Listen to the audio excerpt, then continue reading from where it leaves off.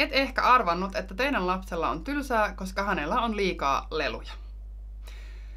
Hei, mä oon Henna Paakinnaho, mä oon ammattijärjestäjä ja autan vaativia työuria tekeviä perheitä järjestämään kotinsa. Ja yksi yleisimmistä syistä, minkä takia lapsella on tylsää, on se, että hänellä on liikaa leluja.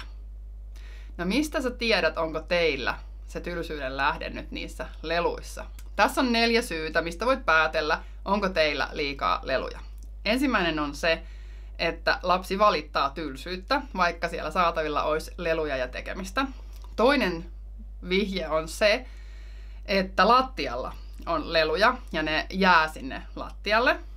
Kolmas vihje on se, että sekä aikuisen että lapsen on vaikea siivota leluja kaappiin. Ja 4. vihje on se, että leluja kohdellaan välinpitämättömästi, jopa rikkoen ne. No mitä sä voit tehdä, jos teillä on nyt tämmöinen tilanne, että teillä selkeästi on leluja liikaa? Ensimmäinen tärkeä asia on se, että et osta niitä enempää. Leluissa piilee iso bisnes, joka kasvaa joka vuosi useita prosenttiyksiköitä. Me puhutaan nyt monen miljardin bisneksestä Euroopan alueella pelkästään.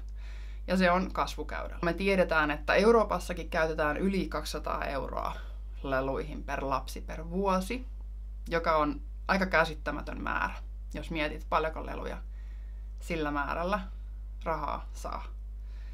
Mihin me laitetaan nämä kaikki lelut? Se on oikeastaan aika hyvä kysymys, koska nyt meidän kodit alkaa kaaostua ja olla täynnä monenlaista tavaraa. Myös niitä leluja. Et nyt otat käyttöön 1 sisään, 1 ulos tekniikan tässä, eli jos teille tulee joku lelu, niin joku lähtee. Jos haluat oikeasti puuttua tähän ongelmaan, niin katso tää toinen video seuraavaksi.